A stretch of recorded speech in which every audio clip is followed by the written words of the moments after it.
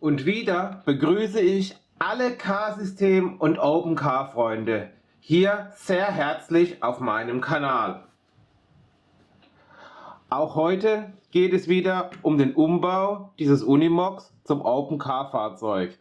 Beziehungsweise ja, der Umbau ist ja beendet, das Fahrzeug ist komplett fertig. Was jetzt allerdings noch fehlt, ist die Konfiguration des Car-Decoders. Diese will ich heute mit euch hier in diesem Video behandeln. Wie ihr schon sehen könnt, werde ich die Konfiguration über die RF-Basis V1 machen, über die BDIP-Schnittstelle. Und hier auch gleich vorweg, es ist völlig egal, ob ihr jetzt die V1-Basis oder die V2-Basis habt.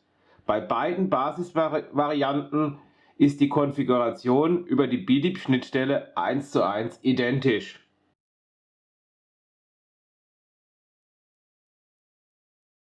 Bevor wir mit der Konfiguration loslegen, hier nochmal ein kleiner Überblick, wie die BDIP-Komponente verschaltet sind. Wir haben hier ganz links den Laptop bzw. PC. Dieser ist mit USB, also mit einem USB 2.0 Kabel, mit unserem BDIP-Interface, dem BDIP IF2 verbunden. Das BDIP IF2 ist dann über den BDIP-Bus mit einem ganz normalen RJ45 Kabel mit unserer OpenCar RF Basis V2 verbunden. Da das BDIP IF2 keine Stromversorgung mitliefert, brauchen wir für unsere OpenCar Basis noch eine externe Stromversorgung von 12 bis 18 Volt DC. Und was auch ganz wichtig ist, wenn das eure einzige Basis ist in dem BDIP-System, dann dürft ihr die Abschlusswiderstände bzw. die Abschlussjumper nicht vergessen. Die sind hier die rot gekennzeichneten Wobbel.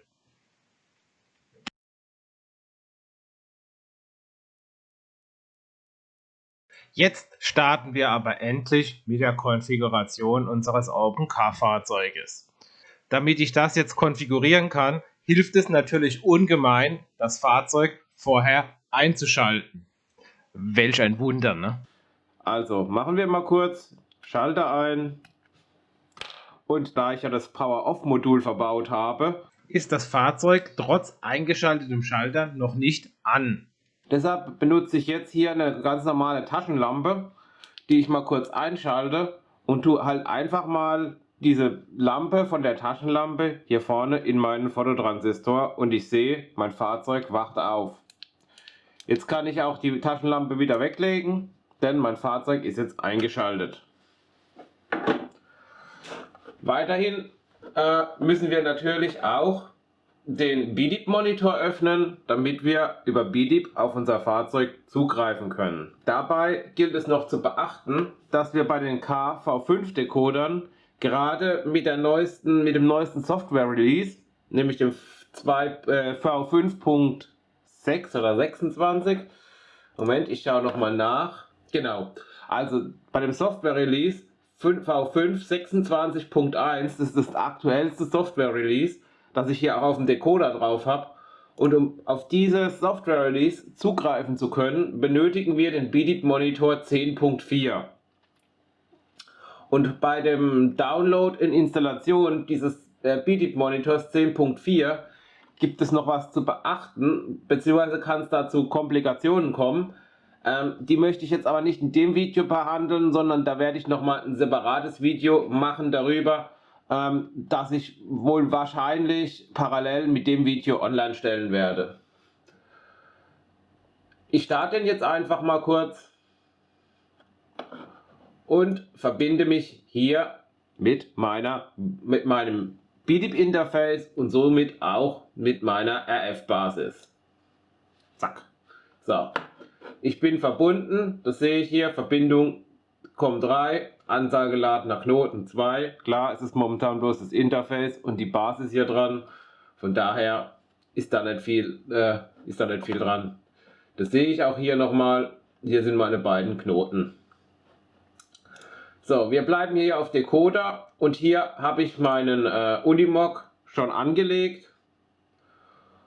Wie mein Fahrzeug anlegt, habe ich ja in einem anderen Tutorial-Video schon mal gezeigt. Den Link gibt es wie immer hier oben oder unten in der Videobeschreibung. Das werde ich hier jetzt nicht nochmal durchführen. Bevor wir jetzt in die Konfiguration einsteigen, werden wir einfach mal gucken, was so momentan hier an dem Teil funktioniert. Dazu gehe ich jetzt einfach mal hier auf Fahren und Steuern. Meine Adresse ist ja defaultmäßig die 3. Und jetzt werden wir einfach mal, sag ich mal gucken, ob der Motor reagiert. Ja, wunderbar, der reagiert. Sehr schön. Fährt natürlich momentan noch blöd, aber ist ja noch nichts konfiguriert groß. Dann schalten wir mal die Lichtfunktionen durch. Und was ist denn das jetzt? Also meine Frontbeleuchtung geht, aber komischerweise leuchten hier jetzt die Blinker mit. Da stimmt irgendwie was nicht. Mehr kann ja da aber auch noch nicht gehen, weil wir haben ja nichts konfiguriert. Aber dass die Blinker hier gehen, das ist jetzt schon ein bisschen seltsam. Entweder ist hier eine Verbindung, aber irgendwie geht auch mein Rücklicht nicht. Ja, da stimmt irgendwie was nicht. Muss ich gleich nachgehen. Jedenfalls sehen wir schon mal, also irgendwie habe ich da beim Anlöten irgendwie einen Bockmist gebaut. Ja, dann schalten wir mal die Blinker durch. Okay. Ich habe jetzt F1 an. Oh, ja, also ich glaube, hier ist irgendwie wirklich was verrutscht beim Anlöten. Muss ich also gleich mal nachgehen. Da habe ich anscheinend wirklich einen richtigen Bockmist gebaut. Also, normal sollte hier der Blinker gehen. Hier geht jetzt mein Rücklicht als Blinker. Gut. Machen wir mal die F2 an. Na, immerhin. Die Seite blinkt mal richtig. Juhu. F3, F4 sind ja andere Funktionen. F5. Da gehen meine Lampen da vorne. Klar, die Standardkonfiguration ist jetzt halt mal Blaulicht. Deshalb blitzen die hier vorne jetzt so. Müssen wir natürlich auch noch ändern. Bei F6. Oh, ich weiß nicht, ob ihr es sehen könnt. Ich mache mal hier das Ding ganz dunkel und schalte mal kurz hin und her. Aber hier oben gehen meine Positionsleuchten und die sehen mal richtig geil aus. Schwach, aber man erkennt sie. So, F7 ist momentan nichts angeschlossen. F8 lassen wir jetzt mal aus, weil das Fahrzeug dann in der Power Off geht. F9 haben wir auch nichts angeschlossen. F10 auch nicht. F11 auch nicht. F12, da ist unsere Innenraumbeleuchtung. Ich muss sagen, die sieht auch richtig gut aus. Und wir gucken mal hier oben. Ja, also hier leuchtet nichts durch. So muss das sein. So. Und dann haben wir auch die ganzen Lichtfunktionen mal durch. Heißt also, sieht schon gut aus. Wie gesagt, hier muss ich jetzt mal gucken, was ich hier eigentlich fabriziert habe. So, ich habe es jetzt hingekriegt. Und ich muss sagen, also die Problematik bzw. die Lösung dieses Problems, ja, da muss ich schon sagen, war irgendwie selten dämlich, selten doof, muss ich ehrlich sagen. Was war passiert? Am Decoder sind ja oben von rechts nach links die Rückbeleuchtung inklusive den Blinkern aufgelegt. Und ja, ich meine, ich habe es damals richtig gemacht, aber anscheinend doch nicht.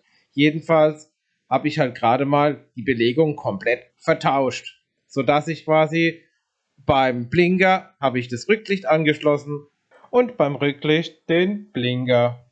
Ja, wer lesen kann, ist halt klar im Vorteil, ne? Aber ihr seht, auch mir passieren mal solche Missgeschicke. Dann werde ich euch das jetzt einfach noch mal kurz zeigen, damit ihr seht, dass es jetzt richtig ist. Ja, also ihr seht aber auch, jetzt sieht man hier, jetzt gehen meine Rücklichter. Wenn ich jetzt den Blinker einschalte, gehen meine Blinker. Und wenn ich mal kurz Gas gebe und bremse, gehen hier hinten meine Bremslichter an. Dann würde ich sagen, starten wir auch gleich durch mit der Konfiguration, dass wir da nicht so viel Zeit verlieren. Ja, ich werde euch jetzt auch nicht jeden einzelnen Schritt, glaube ich, da drin zeigen, weil vieles ist ja eigentlich, sage ich mal, selbsterklärend, dass wir dem Fahrzeug eine Adresse vergeben müssen etc. Ich glaube, Das brauche ich euch nicht extra sagen.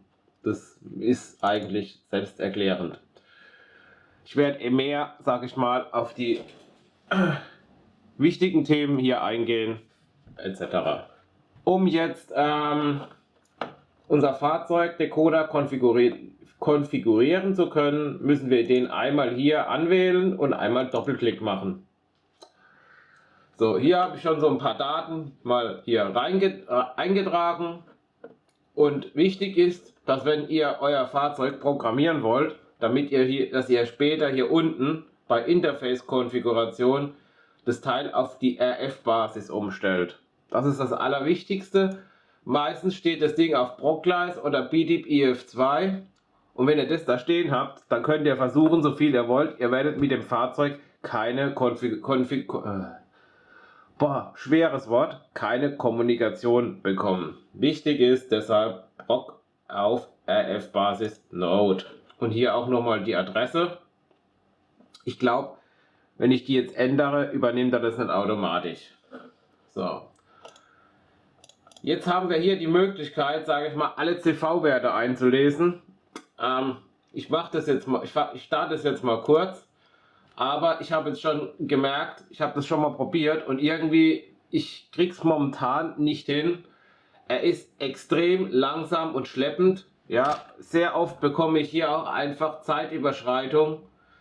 Ihr seht, das dauert jetzt ewig, bis er antwortet. Ich habe jetzt alles schon probiert. Ich habe das Teil mehrmals also wieder getrennt, nochmal verbunden und so weiter. Es ist einfach mühselig, bis ich jetzt hier die ganzen CVs eingelesen kriege, beziehungsweise ich kriege sehr oft dieses Thema Zeitüberschreitung und das bringt mir einfach nichts.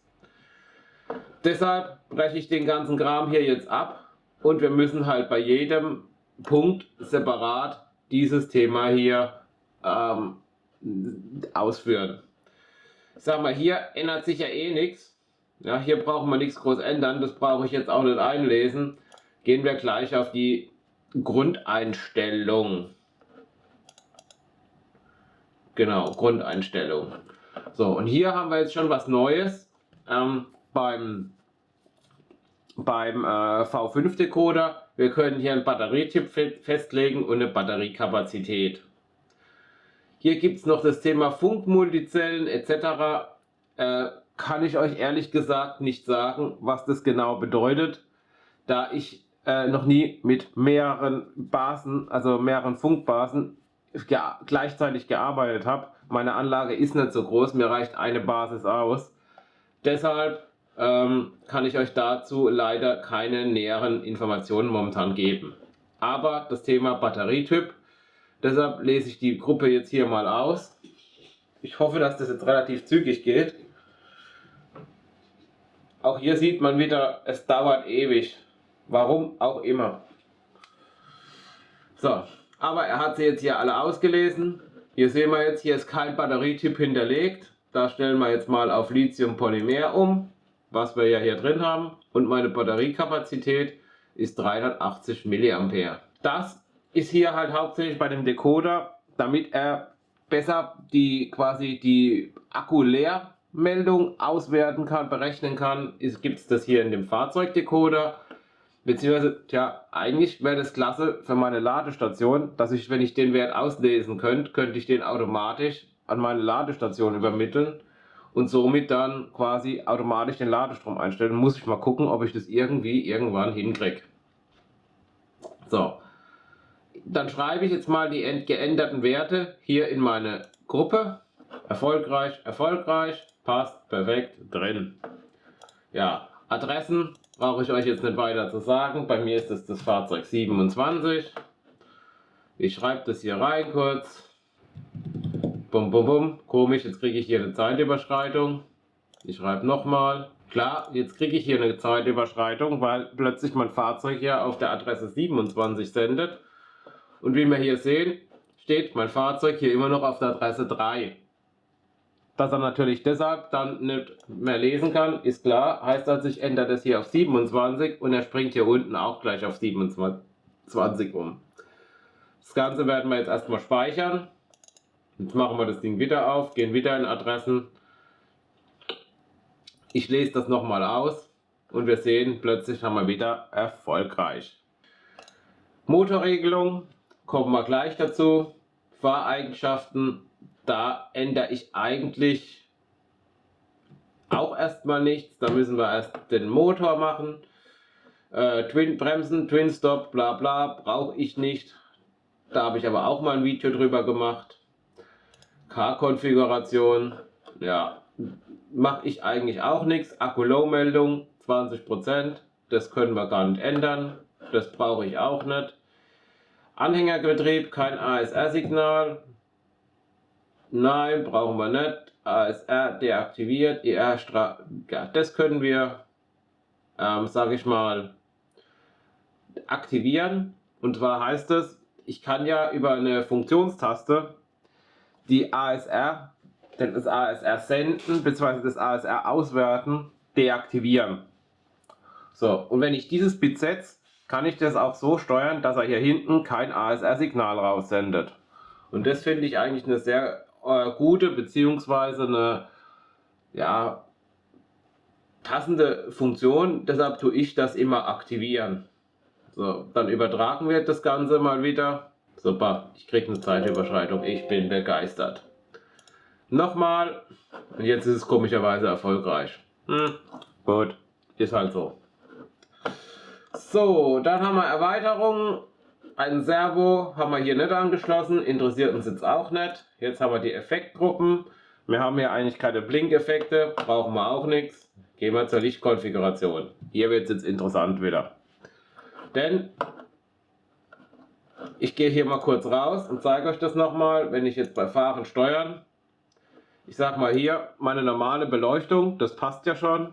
Meine Lampen hier vorne brennen und meine Rücklichter brennen. Wir haben jetzt aber hier noch die Seitenmarkierungsleuchten, die ja damit angehen sollen. Und wir haben hier oben noch unsere Positionsleuchten. Die sollen ja auch mit dem Fahrzeug hier angehen. Genauso haben wir hier vorne unsere Fernlichter und unsere Nebelscheinwerfer. Und die sollen ja hier nicht blitzen und so weiter, sondern die wollen wir ja auch über Funktionsausgänge ein- und ausschalten. Und das Ganze werden wir jetzt mit der Lichtkonfiguration durchführen. Ich gehe hier wieder rein und gehe direkt auf Lichtkonfiguration.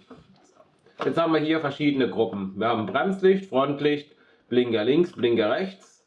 Da brauchen wir erstmal nichts ändern. Hier geht es jetzt los mit Licht 1.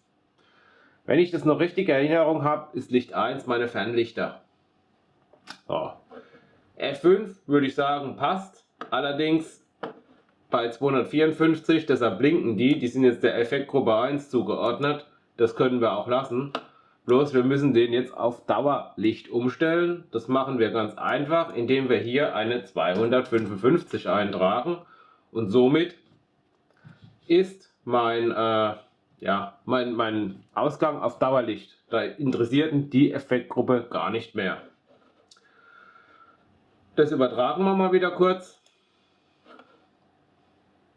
Er sagt erfolgreich. Perfekt. So. Ich zeige euch das jetzt nicht extra, sondern wir machen da jetzt direkt weiter. So. Licht 2 sind meine Fernlichter. Diese will ich ja separat schalten. Die hänge ich jetzt auf den F6 und sage auch 255 für Dauerlicht. Das Ganze übertragen wir wieder. Erfolgreich, erfolgreich. So. Und dann haben wir mit Licht 3. Das müsste meine Fahrgastraumbeleuchtung sein, wenn mich nicht alles täuscht. Die hänge ich auf F7. Und hier ist schon 255 drin, brauche ich nichts zu ändern. Also rein mit in den Decoder. So. Dann haben wir Licht 4. Das müssten meine Positionsleuchten hier oben sein. Die sollen mit F0 angehen. 255 passt. Also rein mit dem Teil. So. Und jetzt würde ich sagen, gucken wir uns das Ergebnis erstmal an. Wir gehen auf Fahren steuern und schalten mal F0 ein und sehen, Meine Positionsleuchten da oben, ich halte es mal wieder ganz nah in die Kamera und mache nochmal das Licht aus, gehen jetzt mit meinen Frontscheinwerfern ein und aus. Das ist schon mal sehr gut. Meine Rücklichter passen auch noch. Das nächste, ich mache mal hier aus, haben wir ja gesagt, F5 sind meine Fernlichter, genial, und F6 meine Nebelscheinwerfer. Und ich muss sagen, das sieht alles richtig geil aus. Auch wenn wir jetzt sagen, hier, ich mache mal volle Kapelle hier vorne an und schalte dann meine Blinker dazu. Also ich muss schon sagen, mir gefällt das richtig. So habe ich mir das vorgestellt. So, F6, also Nebellichter. Gut, die eine LED hätte ich vielleicht ein bisschen besser positionieren können. Ja. Nobody is perfect. So, dann machen wir mal F7. Sieht man, hier oben brennt meine Fahrgastraumbeleuchtung. Was fehlt jetzt noch? Ja, das sind hier meine Seitenmarkierungsleuchten. Die hängen aktuell bei der Default Konfiguration, hängen die zusammen mit dem Licht 5 Ausgang auf F8. Deshalb bringt mir das jetzt nichts, wenn ich euch jetzt ein F8 einmache, weil F8 wäre dann mit dem Licht 5 Ausgang, der mit dem Power-Off-Modul verbunden ist. Heißt also, das Teil schaltet einfach ab. Also gehen auch keine Lampen an. Ne? Deshalb müssen wir auch diese Konfiguration jetzt nochmal anpassen. Ich gehe wieder in meinen Decoder auf Lichtkonfiguration. Wundert euch nicht, wenn hier jetzt quasi wieder falsche Daten eventuell drin stehen. Wobei ich jetzt gerade sehe, mit dem neuen behält er sogar die Konfiguration bei. Das finde ich mal richtig gut. So. Licht 5, wie gesagt, machen wir keine Änderung. Das bleibt so. Licht 6 habe ich gar nicht angeschlossen. Licht 7 ist auch nicht angeschlossen, sondern wir gehen hier direkt auf Licht R8. Und hier sehen wir jetzt, das Ganze ist hier auf F8 eingestellt. Das ändern wir auf F5, F0 und stellen hier 255 ein. Weil wir wollen ja Dauerlicht. Und mir ist das jetzt egal. Ich mache das eigentlich immer, wenn ich Dauerlicht will, stelle ich hier hinten immer 255 ein. Egal, was mir meine Effektgruppe hier aussagt.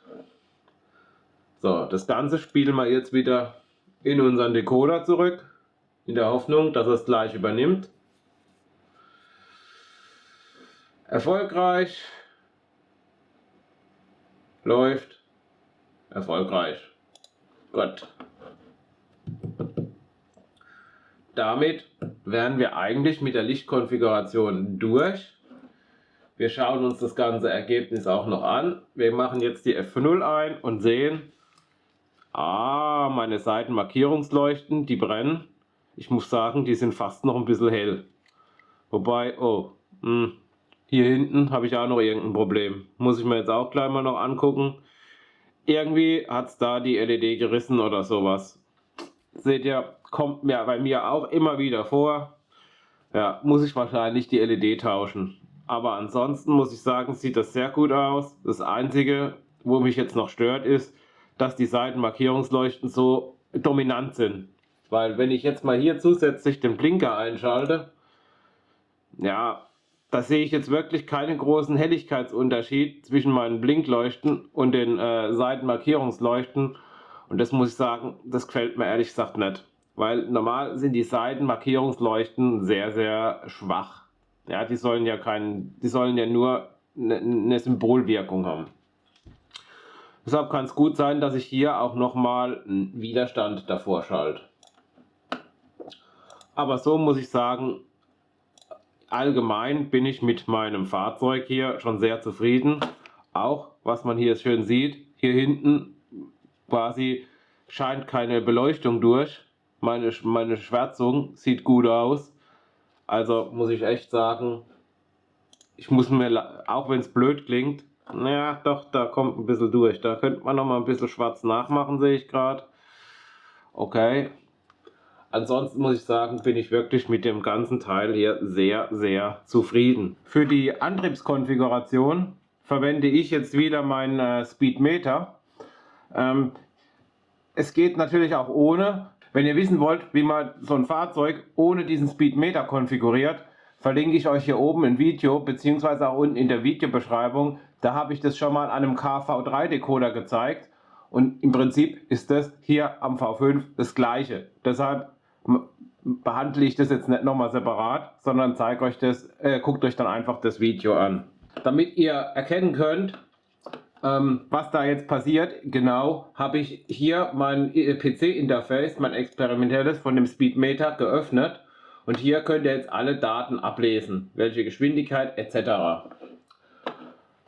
Für die Konfiguration brauchen wir natürlich wieder auch unseren BDIC-Monitor und wir brauchen einmal das Fahrpult. Ja, das öffne ich jetzt als erstes.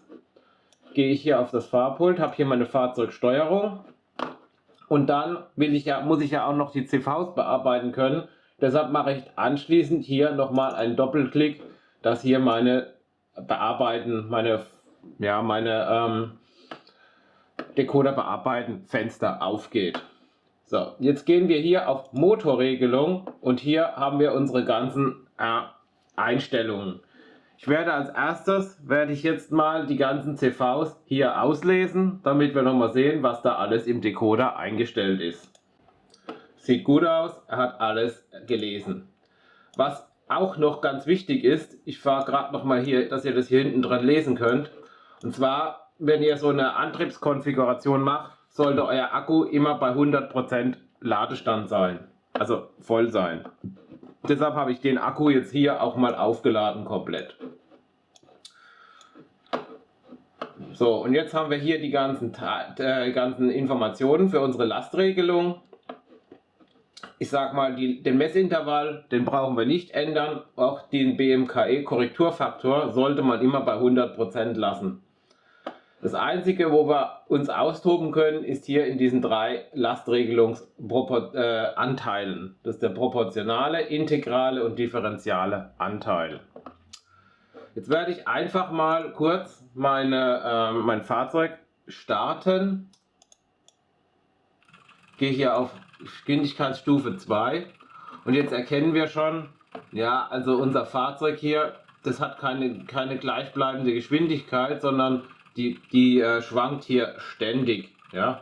Also mit so einer Regelung können wir relativ wenig anfangen. Daher gehe ich immer her und tue am Anfang erstmal die ganzen Regler hier, diese 3, auf das Minimum runterziehen und übertrage das mal in mein Fahrzeug. Und jetzt, sage ich mal, läuft eigentlich mein Fahrzeug, man hört es vielleicht auch schon am Geräusch, das läuft ganz anders da. Und auch meine Geschwindigkeit, die schwankt gar nicht mehr so arg. Wir sind jetzt hier bei 3,3 km/h, ja, und bei 10,62 mm die Sekunde.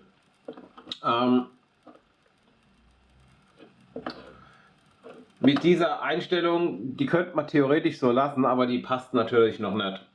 Als nächstes werde ich jetzt aber erstmal hergehen und werde mal gucken, dass ich mein Fahrzeug hier auf so 5 km/h hochziehe. Ja? Also ihr seht, der Motor, der könnte theoretisch noch viel weniger Geschwindigkeit, aber ich habe meine Fahrzeuge, so wie die Empfehlung ist, eingestellt, dass er bei 5 km/h bei Fahrstufe 1 bzw. ja, bei Fahrstufe 2 bei 5 km/h laufen. Deshalb gehe ich jetzt erstmal auf Fahreigenschaften und hier habe ich die minimale Geschwindigkeit. Wo ist sie denn?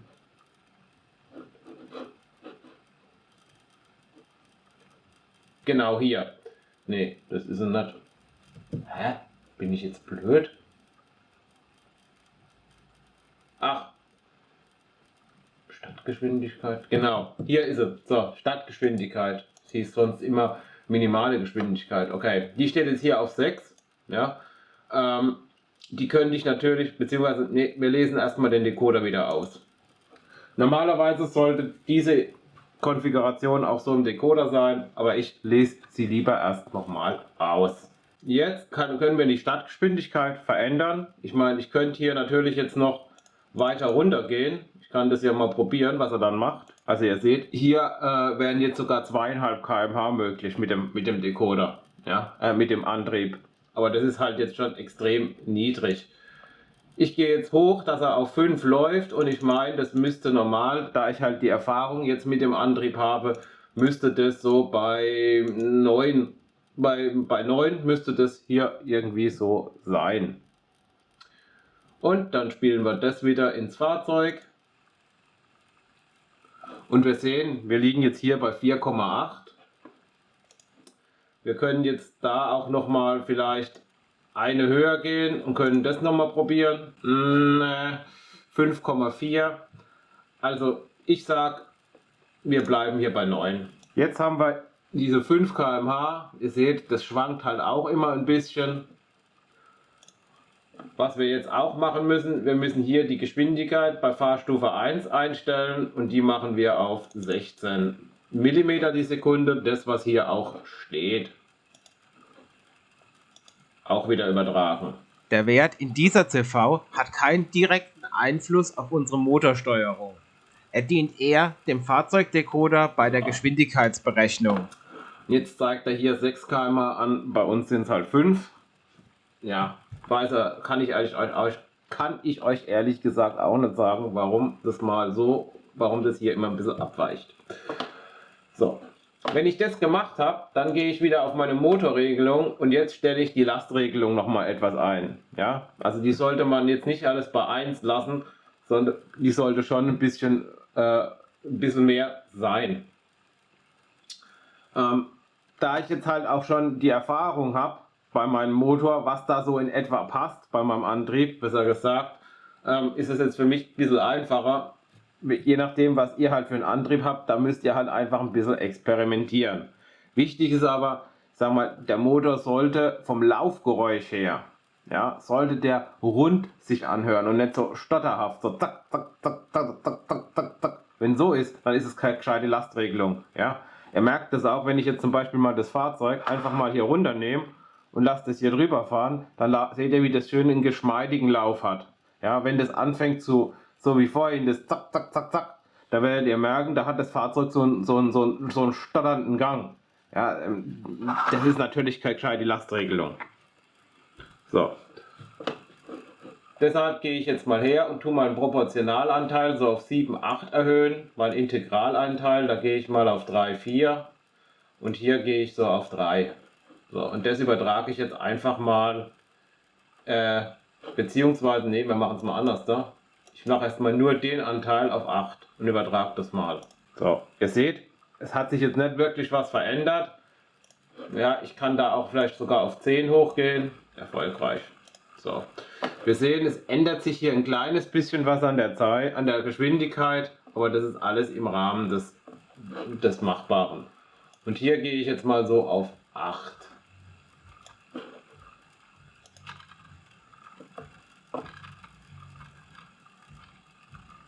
So, und jetzt merke ich auch schon, mit dieser Änderung von dem Integralanteil auf 8 fängt er jetzt schon ein bisschen anders da wieder zu laufen. Ja, wenn wir jetzt mal hier das Auto hier draufstellen wieder, ich merke, er zuckelt schon wieder ein bisschen. Heißt also, meine Lastregelung ist eigentlich schon wieder zu stark. Der Regler beeinflusst den Motor zu stark. Deshalb gehe ich mal wieder auf 6 runter.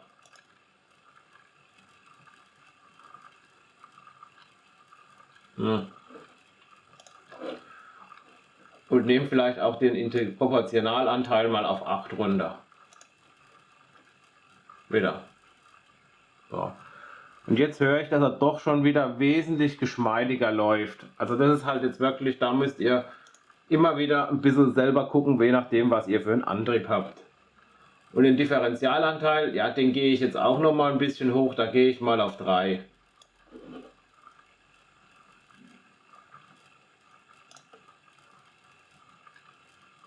So. Jetzt höre ich einfach, dass mein Antrieb ja eigentlich gut läuft. Ja. Also ich finde, der läuft jetzt wirklich gut. Ich kann jetzt auch mal ein bisschen Belastung drauf geben. Und dann merke ich, er tut da, oder ja, man sieht es hier jetzt, ich kann jetzt hier einfach mal ein bisschen Belastung drauf geben und ich merke, er regelt nach. Wunderbar. So sollte das eigentlich sein. Oh. Jetzt stellen wir das Fahrzeug hier wieder drauf. Mit dem Regler sind wir jetzt fertig. Bei den jetzt gehen wir wieder in die Fahreigenschaften und jetzt müssen wir einfach mal gucken, wie das mit der Maximalgeschwindigkeit aussieht. Ja, es bringt uns ja nichts, was ich euch schon öfters erklärt habe, wenn jetzt unser Fahrzeug mega schnell fahren kann und aber auf der Anlage erreiche ich diese Geschwindigkeiten nie. Ja? Deshalb gehe ich jetzt mal her und drehe einfach mal meinen Regler vollständig auf und schau mal, was er dann erreicht.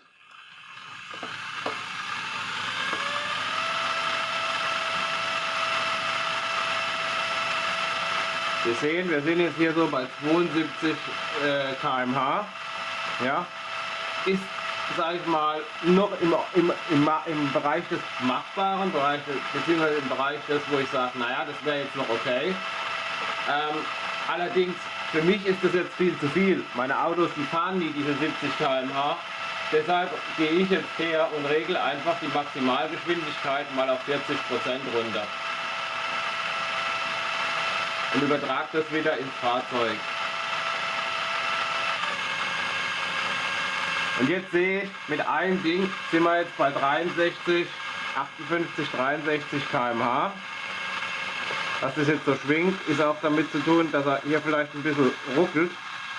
Aber wir sind jetzt hier bei ca. 60 km/h. Und das, sage ich mal, passt mir schon eher. Wobei ich sage, ich kann für meine Verhältnisse gehe ich da sogar noch ein bisschen runter und gehe hier auf 35%. So. Und dann bin ich so bei 53 km/h und das finde ich jetzt gar nicht mal schlecht. So. Jetzt können wir das Auto mal anhalten. Heißt also, wir sind jetzt bei 53 km/h. So 53 km/h, das ist für mich in Ordnung bei 35%. Das nächste, was jetzt noch fehlt, dass der Antrieb komplett eingestellt ist, ist die Geschwindigkeit bei Fahrstufe 64, diese Millimeter die Sekunde. Deshalb müssen wir jetzt unser Fahrzeug auf die Fahrstufe 64 beschleunigen. Und einfach mal gucken, was hier an Geschwindigkeit drin steht. Ja, an Millimeter die Sekunde. Das ist jetzt halt das Schöne mit diesem Teil. Ich brauche jetzt hier bloß den Wert ablesen. Bei 97, deshalb tue ich jetzt den Regler auf 97 Millimeter die Sekunde stellen. Und übertrage das wieder ins Fahrzeug.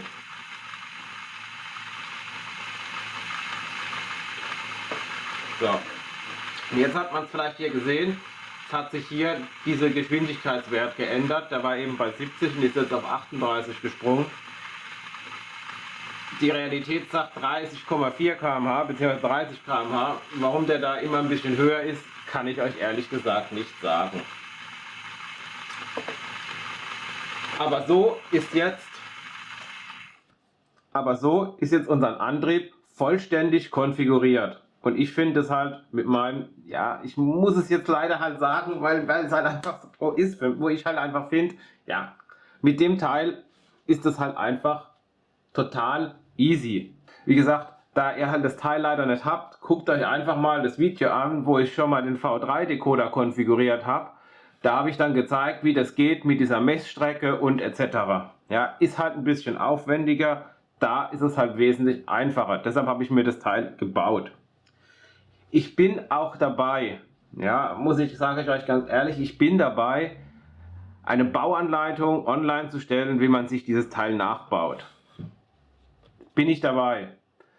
Problem ist momentan, dass ich hier bei dem Teil man sieht es hier relativ schlecht, aber hier ist eine kleine Lichtschranke drin, ja, die natürlich die Geschwindigkeit hier erfasst. Ja, irgendwie muss ich ja die Geschwindigkeit messen können. Und da habe ich das Problem, dass die aktuell verwendete Lichtschranke, dass es die nicht mehr gibt. Ich habe auch schon eine Alternative. Allerdings ist die aktuell nicht lieferbar und ich kann quasi mit der neuen Lichtschranke keine Tests fahren. Deshalb warte ich jetzt noch, bis bis diese Lichtschranke lieferbar ist. Und danach werde ich gucken, dass ich schnellstmöglich eine Bauanleitung für dieses Teil online stelle, damit ihr euch dieses Teil nachbauen könnt.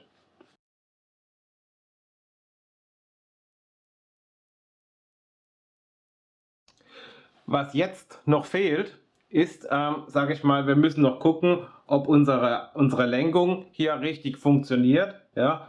Wir haben ja bisher jetzt nur quasi Tests gemacht auf einem Prüfstand. Ja, da ist das Fahrzeug ja jetzt noch nicht gefahren, hat noch nicht eingelenkt und so weiter. Wir wissen ja jetzt noch nicht, ob unsere Lenkung wirklich sauber funktioniert.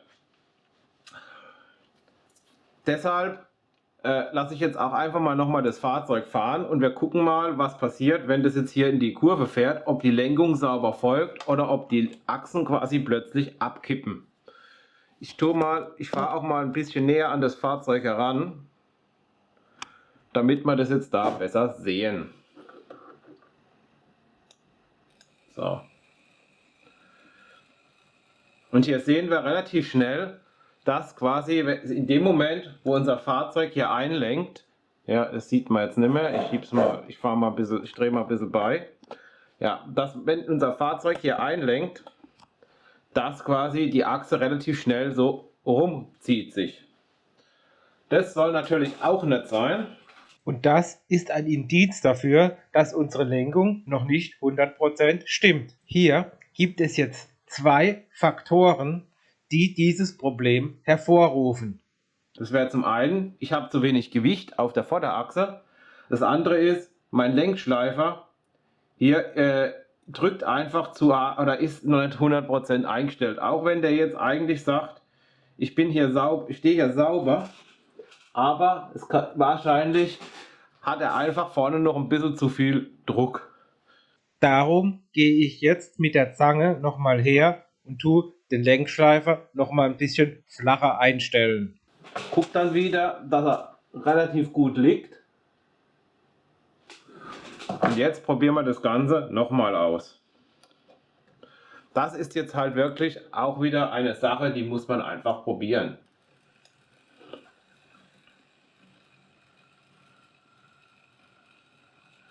Und jetzt seht ihr zum Beispiel, er kippt schon wesentlich später ein. Er kippt zwar immer noch.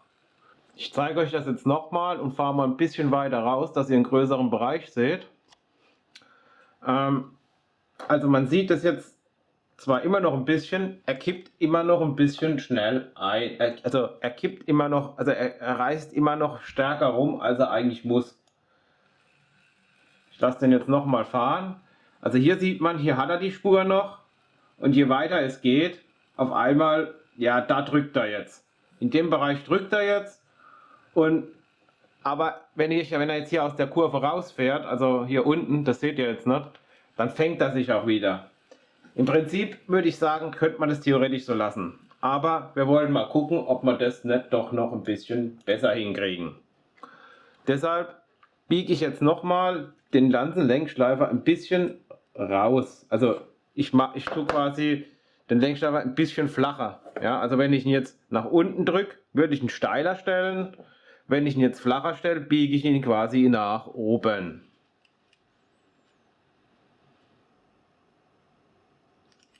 So, jetzt gucken wir halt stückweise. Das ist halt jetzt wirklich, sage ich mal, eine Arbeit. Da gibt es so muss es sein, so ist es gut. Das ist halt einfach ein Ding, da muss man probieren. Ja, da gibt es jetzt kein so und nicht anders da, sondern es ist reine Probierarbeit. So, und jetzt lassen wir nochmal fahren und schauen mal, was er jetzt macht. Und so muss ich sagen, gefällt mir das jetzt richtig gut. Er hält wirklich die Spur.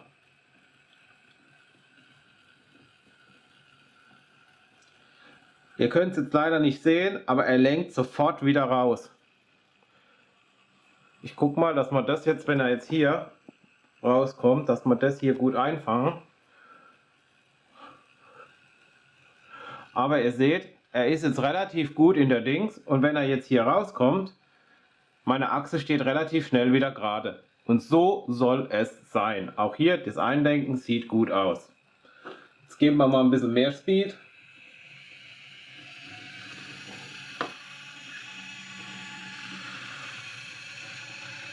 Und wir sehen, also ich muss sagen, die Lenkachse sieht richtig gut aus. Und das ist halt wirklich so, ich kann euch da kein Ding geben und sagen, so einstellen und es passt. Das ist wirklich bei jedem Fahrzeug anders da und ihr müsst es jedes Mal halt neu probieren. Das ist eine reine Probierarbeit, bis das sauber funktioniert. Ja. Ich hatte zum Beispiel auch schon Fahrzeuge, muss ich euch ganz ehrlich sagen. Ja, es heißt immer, der Schleifer soll komplett flach aufliegen hier. Ja, wenn ihr jetzt hier reinguckt, würdet ihr sehen, dass der Schleifer hier flach aufliegt. Ja. Und sag ich mal, ja, das stimmt, so soll es eigentlich sein. Ich hatte aber auch schon Fahrzeuge, muss ich sagen, da ist das Auto erst gut gelaufen, wenn der Schleifer so ein kleines bisschen so die Schräge hatte. Ja, also nicht flach so, sondern so ein kleines bisschen so gekippt war. Also hatte ich auch schon Autos. Deshalb, es ist eine Richtlinie, oder sage ich mal so, es ist eine Empfehlung, aber es heißt nicht, dass es immer das Nonplusultra ist. Ja, ihr müsst da einfach immer wieder selbst gucken. Ist halt leider so. Kann einem keiner abnehmen. Und mit diesen Bildern sind wir jetzt auch wieder am Ende dieses Videos angelangt. Unser Fahrzeug ist vollständig konfiguriert. Ich meine, ich muss jetzt halt noch gucken, was mit der LED ist. Wahrscheinlich muss ich die LED tauschen. Ist halt einfach kaputt gegangen. Warum auch immer. Passiert mir genauso. Ich bin schon mal froh, dass wenigstens die LEDs da oben funktionieren. Dass es da keine Komplikationen gegeben hat. Ansonsten, ja, ist da jetzt nichts mehr groß drüber zu sagen. Das Fahrzeug ist jetzt komplett fertig. Ja, wir haben jetzt ein komplettes Open-Car-Fahrzeug. Es waren wirklich sehr, sehr viele Videos, wo ich darüber gemacht habe. Ich hätte nicht gedacht, dass ich darüber so viele Videos mache. Oder ja, dass ich das in so viele Videos aufteile. Aber ja, ich wollte es euch halt wirklich detailliert zeigen. Auch dieses Mal hoffe ich, dass euch dieses Video wieder gefallen hat. Und wie jedes Mal, wenn es euch gefallen hat, vergesst den Daumen nach oben bitte nicht. Was ihr auch definitiv nicht vergessen solltet, wenn ihr es noch nicht gemacht habt, ist einfach auch, abonniert bitte einfach meinen Kanal. Weil mit eurem Abo helft auch ihr mir, dass ich solche Videos immer weiter produzieren kann. Ansonsten wünsche ich euch wieder eine gute Zeit und ich hoffe, wir sehen uns im nächsten Video wieder.